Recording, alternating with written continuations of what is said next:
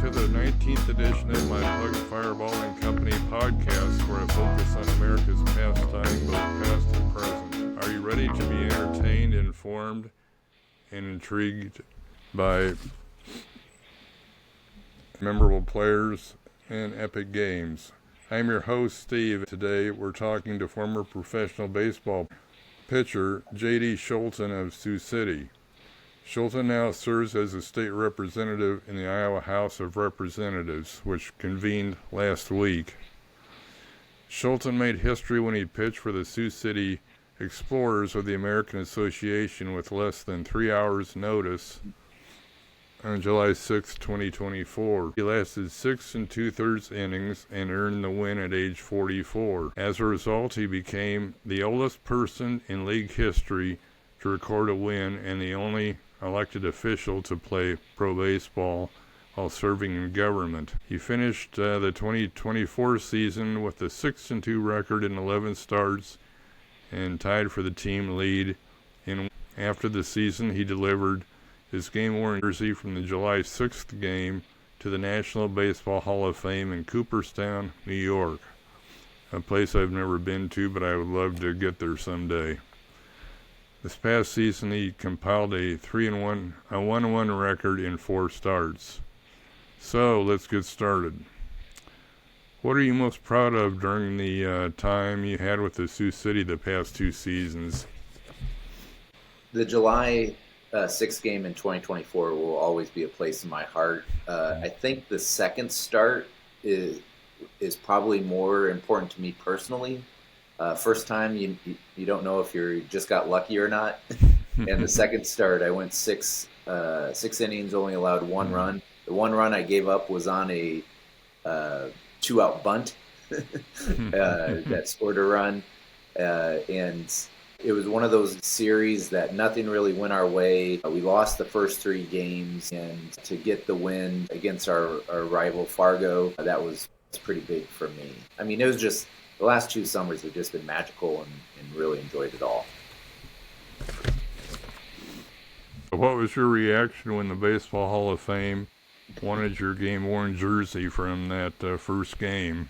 So there was a series of events that really just made life surreal. So that I got an email on a Saturday, but go back to that Thursday, I pitched against I think it was Lincoln, and then we had a bus, an all-night bus to go to just west of Chicago. We were going to Kane County, and on the way there was a bus fire and destroyed everything that was in the upper half of the bus, and my hat was there. And at the bus fire, and I give credit to the Earlham Fire Department, who was out there very fast, especially for 3 a.m. in the morning. And just impressive. But so the next day when I got the email, we were in Kane County, and they asked for my hat originally. And the hat, I knew exactly where it was at. It was in a ditch in Earlham, just 1 mile north of Earlham. And so our general manager drove out after the bus fire to make sure we were okay and everything. And he was on his way back, and I reached out to him. I was like, hey, if you're driving on I-80, would you mind checking out? And I took a picture of where I thought it would be, and just based off of a video I had and just kind of just an assumption.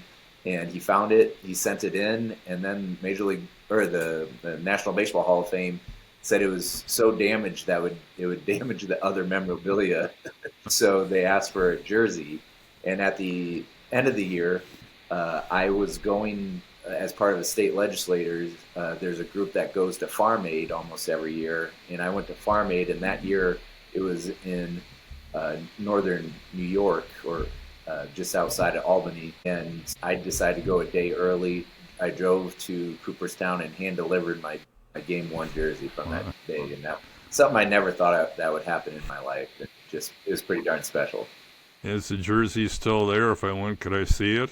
It is. So it's up to the curators to see if it'll be out on display, but they have huge vaults that you can go and request anything that's in those vaults. They recommend you, before you go, just to save on time for everybody's sake, if you're interested in doing it. But yeah, it's at the National Baseball Hall of Fame to be seen. How did that first game with Sioux City come about? There's kind of an interesting story behind that. Yeah, so I would say it started in my second congressional campaign when I was running. We launched that campaign about the same time the state fair happened in Des Moines. So that would have been in 2019. We were walking past and there was one of those mile per hour games, and I hadn't touched a ball in 6, 7 years, and so my team was kind of egging me on to do it, and I ended up throwing above 80 miles an hour, and I won this big life-size minion. So if you Google my name and the Des Moines Register and minion, you'll see a picture of it. But from there, the next year, the next year is when COVID hit, so that March, and being somebody who's just, I need something to constantly keep me going physically, to challenge myself. I went down a rabbit hole of YouTube one night, and the YouTube channel was all about pitching mechanics. And the next day, I bought a couple dozen balls in a net and started throwing again. And then after that congressional campaign, I had 4 consecutive years of running. I wanted to spend some more time with my parents, and my parents live up in the Twin Cities now. They're retired. I used to play town team baseball up there, so I reached out to my old team and said, hey, listen, I don't know what I have. I'm 41 at this point, but what I have, I'll give my all.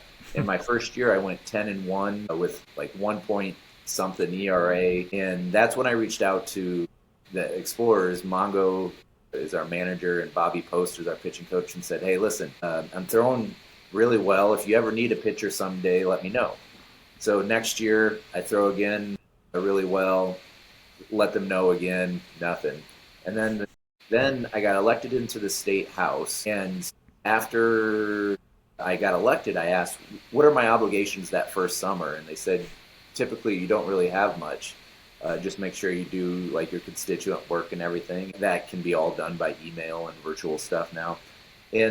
And so one of the things I played in Europe before, but I never played in the Netherlands, and that's my last name's Dutch. And so I got an opportunity to play there. It was halfway through the season. They had a couple visa issues and injuries, and so they needed a starting pitcher to help them get to the playoffs. And so I pitched there. And from that experience, I really took a lot that offseason to learn on what I should work on. Then I just kept on letting the Explorers know, like, hey, if you ever need somebody, I'm available. And then I finally got the call on July 6th. When was the last time you had pitched before that? Amateur team, my town team in Minnesota. And I was throwing the ball the best I had in my life going into there. And then, but the thing was, I was supposed to throw that Wednesday, so that was a Saturday. And so the way I work, even in my amateur pitching, I take it very seriously. So I work back from that Wednesday. So Wednesday I was going to pitch. I would have a bullpen on Sunday before that start. And then we had a little bit of time off because of the July 4th break. And so I threw like a 60-pitch bullpen the day before, that Friday. And I'm very particular. I don't drink alcohol 48 hours before my starts. I do a lot of things to prepare for each start. And the list of things that I did that I would never do if I knew I was going to start. The day before I threw 60-pitch bullpen. I did a 30-minute hit run after that. I walked in a parade. I went to the X's game the night before and had a bunch of beer and brats. The next morning, I lifted heavy, and we had a music festival in Sioux City called Saturday in the Park that I volunteer at every year. Before then, my friend was having people over, so I stopped by his place, and I had a beer and a half there before I went and volunteered. So, just one of those things. Did that make you change your training habits because you were successful despite doing all that? So did you change your training habits? I didn't. I don't to this day, but some of my teammates, especially after a bad start, they're like, well, have you thought about drinking again? What pitches did you use in that game? Was it mainly fastballs and change-ups, or what did you throw? So my fastball, I get a lot of movement on it. I'm 6'6", I throw kind of 3/4, and the difference between these two fingers, I can't throw a ball straight to save my life. Oh. It's a blessing and a curse. So sometimes I can get a little bit wild with it, but then, so I have uh, a moving fastball and definitely a sinker, and then I have a cutter and a slider, and then a changeup at that point as well. And so, um, and like my mindset going into that game, knowing that I lifted that morning and through the day before, was I know I'm not going to overpower anybody. And so when I know that, the key for me is I have to locate and I have to change speeds. And that's the big thing I was focused on, was keeping the ball out of the middle, changing speeds, and just letting these pro hitters get themselves out. Well, that's how pitchers used to pitch, Right. basically. Now it's all about speed. So what was your fastball clock, or did they clock your pitches Yeah, I was speed-wise? so. And then with 18 plus inch horizontal movement, which would Wow. be in the top 1% in Major League Baseball. So Is that what they call a sweeper they're no, doing no, now? it'd be just a sweeper is similar to a slider. And so, and for me, like that first batter, I remember. I think I threw a first pitch strike, or maybe a ball. I can't remember.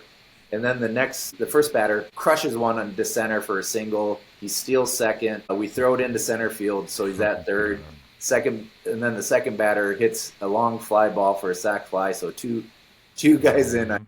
I'm down 1-0, and then immediately load the bases. And the next batter up was a left-handed hitter, and in my mind, I was like, okay, if I can get on top of my two-seamer and get that sink, he's going to roll over to second base, and I can get a double play. And as luck would have it, that's exactly what happened.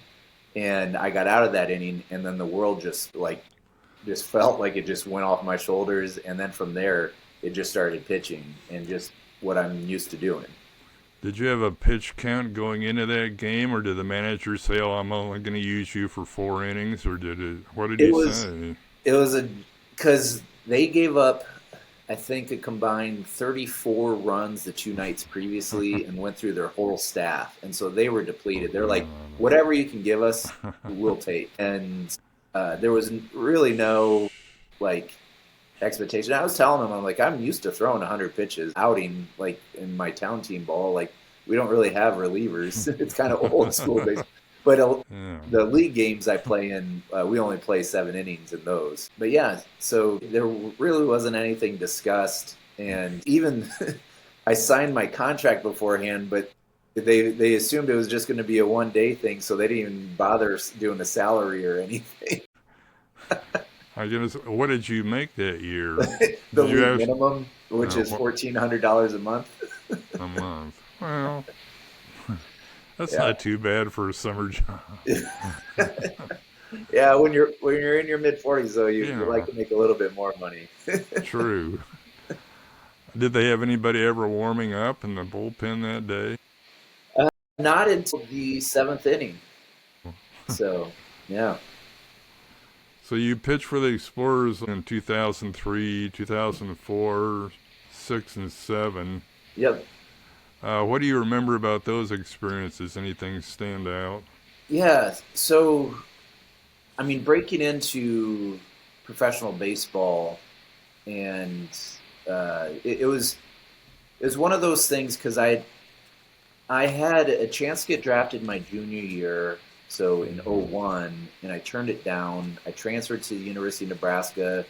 We were a top 8 team. We made it to the College World Series. I led the team in ERA, but I didn't get a chance to get drafted my senior year. And so I had to go an independent route, and it was a lot of what can I do to try to get into affiliated ball.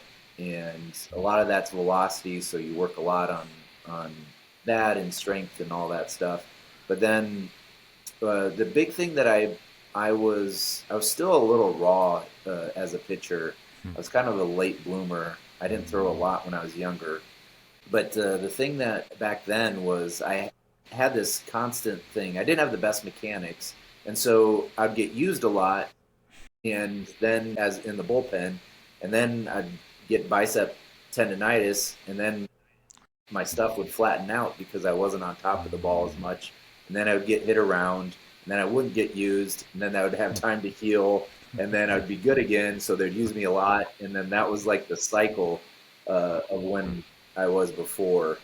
Uh, it's amazing to me to see just like how much pitching has changed since then. Like just the amount of stuff you can just look on your phone, pitching mechanics. Where back then you had to record on a VCR or a VHS tape, watch it on a VCR. You press pause to try to see something mechanically, and it's all fuzzy. Um, it's amazing the resources that are there now. I'm a little bit jealous of the kids who are coming in now with everything, but at the same time, I'm very appreciative of everything I've accomplished. Do you regret not signing with the pro team that first time you were drafted? Who drafted you, and what do they offer? So it was the Angels. They called me and said, "Hey, you're next on our list. We'll call you back in 5 minutes to our time's coming up here shortly." And I said no. So I didn't get drafted because I said they offered just $1,000, which I didn't know at the time. You're supposed to say yes, and that's where you negotiate. But it is what it is. Well, they might have lowered it to 500 though. So, they might have gone down and Well, given you 500 instead of 1,000. that was the minimum.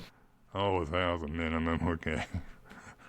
But my experience at Nebraska was really special. Some of my best friends to this day are all from part of that team, and it's coming from Sioux City and coming from a smaller school, a Division II school. Morningside was at the time. I think I needed a little bit more experience before jumping into pro baseball, and even though I didn't get the innings I wanted or didn't get a chance to get drafted, it was still a great experience for me. Did they play in the World Series that year? We did in the Did you pitch in it? I did not. I warmed up but never got in. Oh, that's too bad. Yeah, yeah. So you also pitched overseas, Belgium, Germany, France, Netherlands, and Cuba. What was that like? Yeah. So after my first 2 years with the Explorers, I was working at a bookstore up in Minnesota in St. Paul, and it was a really, really cold night, and nobody was in the store. And I just was goofing around on the internet, and I found a team in Belgium on a website, a Baseball Connection website, that said they needed a pitcher.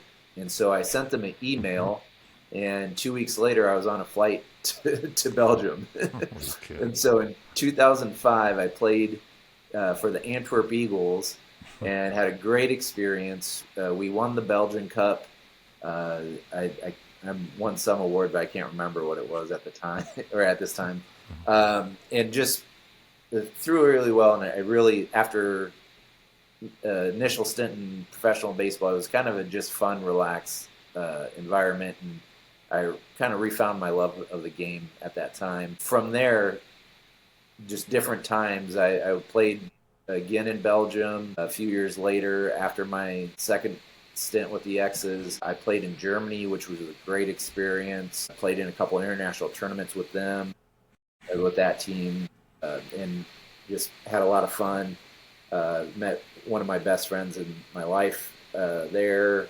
And then when I moved to Seattle, this was early 2010s.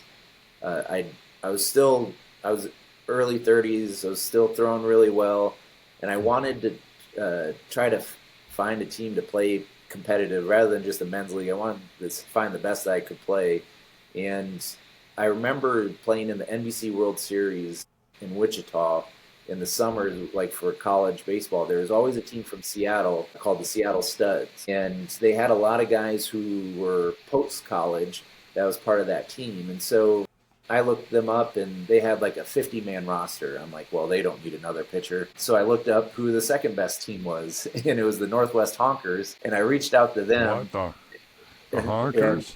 The Honkers, yep.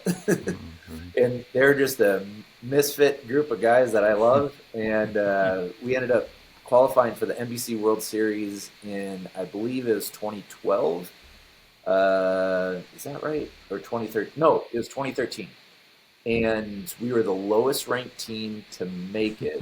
And so we faced the two-time defending champion, the Santa Barbara Foresters. And like all of Santa Barbara's teams were like high-end D1 guys. They were guys who like, were sophomores, so they weren't draft eligible yet. So we had faced guys from Nebraska, Texas, Cal Poly, San Diego, like all these teams. And I started and I threw really, really well. We ended up losing.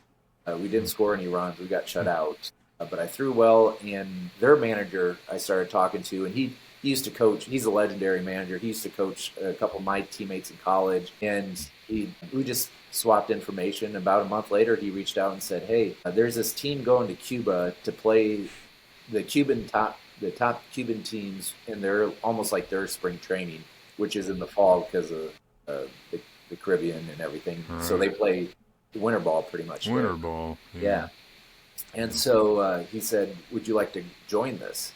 And I wasn't in like I hadn't really thrown since the NBC World Series, so it took like I had to rush to get ready for that. But it was just one of the most amazing experience I had before, both on and off the field. And this was before Obama opened up Cuba, and so like we had to jump through a lot of governmental hurdles to be there. So were most of those players over in Europe, they were European players, or were there many other Americans over there? And what were the ballparks like? Were they comparable in size to ours over Yeah, here? Or, yeah. So the different levels are like Belgium is a lower level, Germany is a no. step above them, and then the Netherlands is it's the Netherlands and Italy are considered the two highest levels over there. And so my team with the Netherlands, we had a German American pitcher who was really good. We had a pitcher who came from the Czech Republic who will be pitching in the World Baseball Classic with his team. We had guys from Curacao, Aruba. We had a Japanese guy.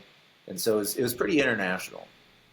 Would you say that Netherlands is comparable to AAA or the No, majors, AA?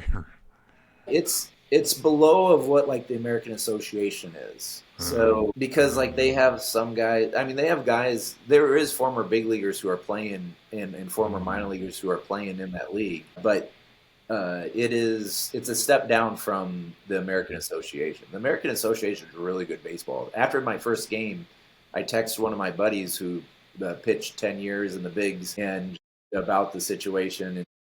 I said, I go, Jalen Davis hit the highest ball off me I've ever seen in my life. I mean, it was just a fly ball to first base, yeah.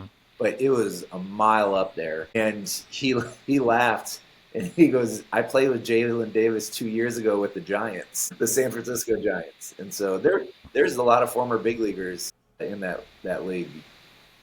What were the attendances like? I mean, how many fans did those games draw? In the Netherlands or in the American Well, Association? in Yeah, overseas I mean not massive. I mean they do it it'd be like a almost like the fields and the atmosphere are like a kind of like a small college no, almost. Yeah. no, because obviously baseball's not their main sport over there. Yeah. By Soccer far. is. You started your pro career with Saskatoon in the Canadian Baseball League. So what was that like? Oh man, that was really interesting. So my first manager, yep, the Saskatoon Legends was Ron LaFleur, and if you don't know who he is, he was signed by the Detroit Tigers and Billy Martin out of prison. I remember that guy. Yeah. It's just really an interesting experience. So there was decent money behind that league. They were trying to make it like the Canadian Football League, and Oh. so we were on their version of like ESPN. There would be a game of the week and all that stuff. I don't know what the money situation was or anything like that, but they wrapped it up really quick, and Oh. so it was only a half season, and then that's when I joined the Oh. Explorers. Do they have many Americans playing up there, or were they mostly Canadian? There was no limit, so there was Americans, there were Canadians, and then there was a lot of Dominicans and Puerto Ricans to help fill the rosters, and it was good ball. There have been some decent ball players come out of Canada. Oh, My favorite one, Ferguson Jenkins. I was at a Cub Fantasy Camp in 2018, 2019 in Mesa. We got to play. Those were our coaches, the former major leaguers. Ferguson was, or Fergie as people call him. The second year, he was my coach with Joe Pepitone, the late Joe Pepitone. that's awesome. They were neat guys, and Rick and Paul Rushell were my coaches the first year. Oh, that's very cool. But we played two 7-inning games Monday through Friday each day, and then you played the coaches in the championship game that Saturday on the field where the Chicago Cubs play in their spring training ballpark. We beat those ex-players 3-11. It was only the second time they ever lost to the Campers in that fantasy camp. Randy Hundley started it back in about 1982 or 3. That was only the second time they'd ever been beaten. Oh, were they upset. They had a banquet that night, Saturday night, a banquet. They were really steaming that these old guys beat them. Jody Davis, who's now going to be in the Cubs Hall of Fame. Who were the others? Willie Wilson, Mike Remlinger, Jose Cardinal. He's a riot. He didn't have his big hairdo like he had in the 70s. I asked him why he didn't have his hairdo anymore. He said, "Well, my wife told me to get rid of it. It's either you get rid of the hair or I'm going to get rid of you." He didn't have his big afro like he used to. You pitched for Morningside College, which was, if I'm correct, was coached by your dad, Jim, at the time. Yep. So was it difficult to play in a team led by your dad? Not at all. He coached me in all my sports growing up, and it was one of those things. I had an opportunity to play other places, and had an opportunity to play basketball. But when your dad's recruiting you, it's a little hard to say no. But Can't say no, can you? Yeah, no. It was a good experience, though. Did he? Well, you kind of anticipated my next question. So did he treat you differently than the other players? Yeah. Yes and no. At the end of the day, like, he was still dad, but he demands a lot out of the players, and he demanded a lot out of me too. And so I think I didn't think I got any preferential treatment by any means. How long did he coach at Morningside? Is he still there? No, 29 years. 29 years, wow. Yeah. So then you transferred to Nebraska. Yep. Why again? Why did you transfer? And did that hurt your dad's feelings that you transferred? I think he knew I did everything I could at Division II level, and I needed a challenge. I think, like, we didn't grow up Nebraska fans, and so I think that was a little unique. But I think he understood, like, just the whole experience and seeing me go down there and compete at a high level. It was good. I transferred solely for baseball purposes, and so I don't recommend you transfer your senior year. It doesn't help academically. But this was back in the day where baseball, you were allowed one transfer, and you didn't have to sit out, and so it ended up working well. We're like now it's NIL and all that. You can transfer people. Back then, yeah, if you did any other sport, you had to sit out. But for whatever reason, baseball had a one-time transfer for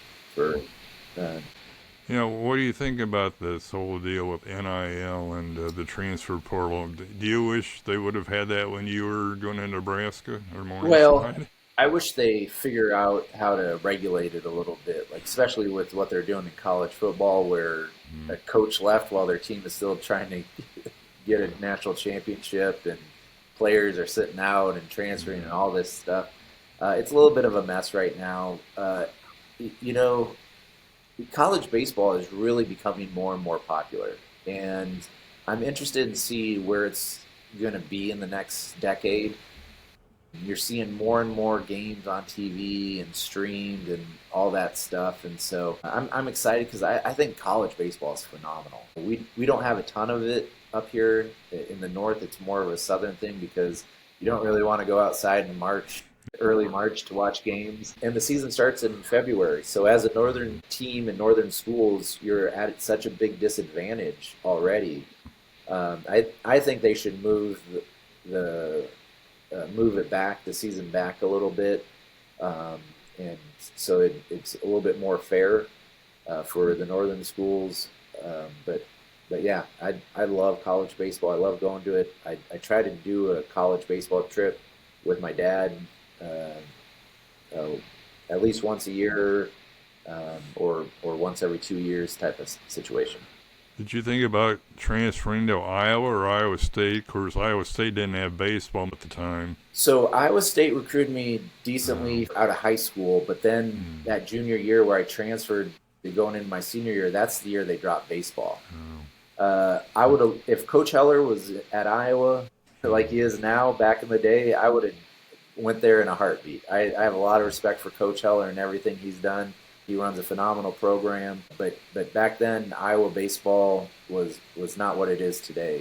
I mean, I could have went there and got innings, but making it to a College World Series Right. was one of the top things in my life, and Mhm. that's pretty special. Well, do you have anything else to add to this podcast today? This has been very enjoyable. Yeah, thank you. Yeah, you You got a know, lot of this baseball stories, I'm sure. it's been a unique experience my whole entire career. I've traveled a lot of miles. I didn't necessarily make it up the levels of baseball that I wanted, Oh. but I've had a life filled with amazing experiences. And the last 2 summers playing with the Sioux City Explorers in my mid 40s has been pretty darn special. And like my teammates have been awesome, fans have been awesome. It's been a great experience. So um, yeah, I don't. It's a little sad, but all things must pass, and not getting any younger. Yeah, that's what they say. Now, I use this time to kind of promote my book. I don't know if you know about it, but I wrote a history of professional baseball in Des Moines That's awesome. called Pug Fireball and Company, 116 Years of Professional Baseball in Des Moines, Iowa. You can get it on Amazon. The book has its own website, pugfireballandcompany.com. Several bookstores in central Iowa have it. And then you've probably heard about the Clarinda, Iowa baseball history with the Oh guys yeah. who went on the major league. So I'm going down to there to that library, and I'll be down there at 6:30 p.m. Monday, April 20th to talk about Des Moines baseball history and sign some books. Oh, Then I'll be coming back to Des Moines for another book signing at Plain Talk Books and Coffee down in the East Village at 3 p.m. Saturday, May 16th. And here's something I just found out about. You might want to take part in this, JD. There's going to be a big baseball event in Des Moines at Hoyt Sherman Place, May the 27th, I believe, a Wednesday, the last Wednesday. There's a great baseball historian about Iowa, John Liapa of Des Moines. He told me about it last week. They're putting this together with exhibits, speakers. I and 9 other Iowa baseball writers are going to be there and have tables set up and that's awesome. promote our books. And it's going to be a special dinner, invite only, but the rest of it's going to be open to the public from like 1 to 5 and maybe 7 to 9, 6:30 to 9. He's going to bring out his full collection of Iowa baseball memorabilia. It's probably the best in the state anyone has. There's very rare items going back to the 1800s. Oh wow, He has a couple things. He's the only person who has them, he thinks, in the country, maybe the world. that's Just, amazing. just unique to Iowa. So Yeah. that's going to take place late May. And then of course the I Cubs open up Friday, March 27th. There might be snow on the ground then. uh, just so you know, my favorite hat that I wear is is a Des Moines Bruins hat that I got at Ebbett. It's called, the store is called Ebbets Field. That's out of Seattle. When I went there over a decade ago, that was the only thing they had from Iowa. So Why would I they have have a it. Des Moines Bruins hat? Yeah, it's just an old Interesting. school hat. Well, I have a Prohibitionist hat. Do you know they were called the Prohibitionists? I did not know that. Prohibitionists, undertakers, politicians, champions, champs, Hawkeyes. See, in the early 1900s, they would have contests in the newspapers. Would have contests every year to name the team. People could name the team, and so that's how they came up with all those what we think now are weird names. But if you go down to the store at Principal Park, you can get a lot of those shirts and hats of the old. Besides the Oaks, of course, everybody knows the Oaks around here. Yeah. Okay, well, thanks very much. Yeah, have it.